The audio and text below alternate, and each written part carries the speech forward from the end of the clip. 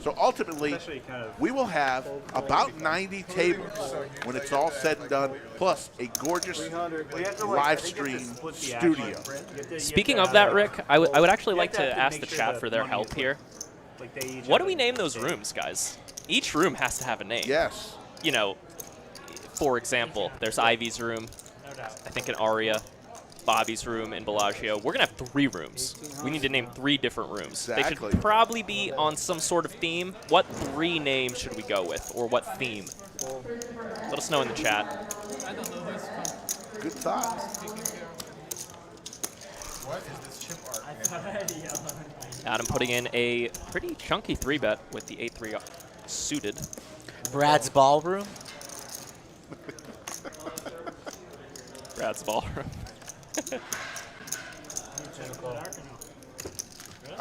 No, the studio will have, obviously, the stream table, but outside the studio, in the foyer, if you will, of the space, we'll have probably 5 to 7 additional tables. Oh, wow. This is a pretty interesting board here. Adam flops middle pair. He does decide to check. Could have gotten expensive if he bet. Gabe. Wow, that's a bad turn for Doug. He's certainly going to lose at least 2 bets here. Let's see how much exactly he loses. Action turn card indeed. I think Doug's Adam, king-high kicker, strong, but not strong enough. see if Adam decides to call. He does call quickly. Gabe has been raising in spots like this all night, especially with Adam in the pot. It's hard to imagine not raising here. Gotta raise it. It's about 6K. He does just call, though. Don't like it. Probably giving Doug a little bit of credit here, but still, nonetheless, time to build some pots. Both players very deep. Yeah, especially if a card like that rolls off on the river, it's going to be a lot harder for Gabe to win some dough. Could see Doug potentially not putting another bet in here, but he is.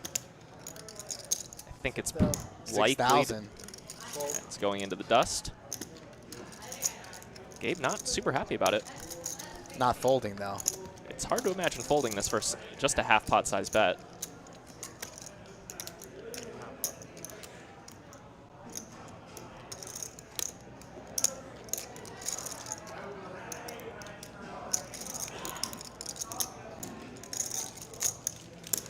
Doug giving away nothing here.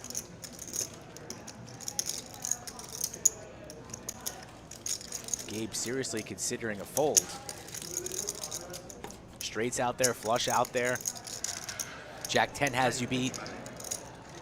It's tough when Doug does bet into 2 people on the turn. Now he bets the river.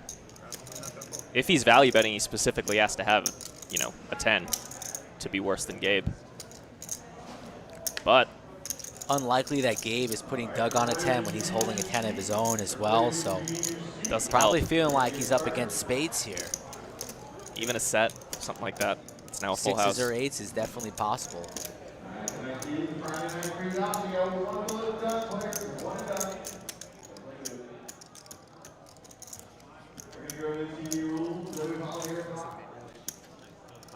He's going to lay it down. Wow. He lays it down. Doug gets very, very lucky there.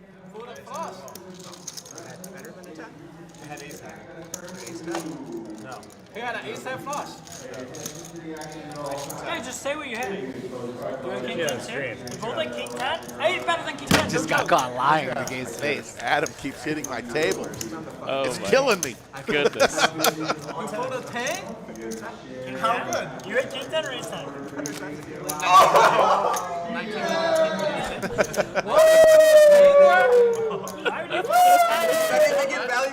Are you dumb? Oh, 3,900. Sorry. I had 2.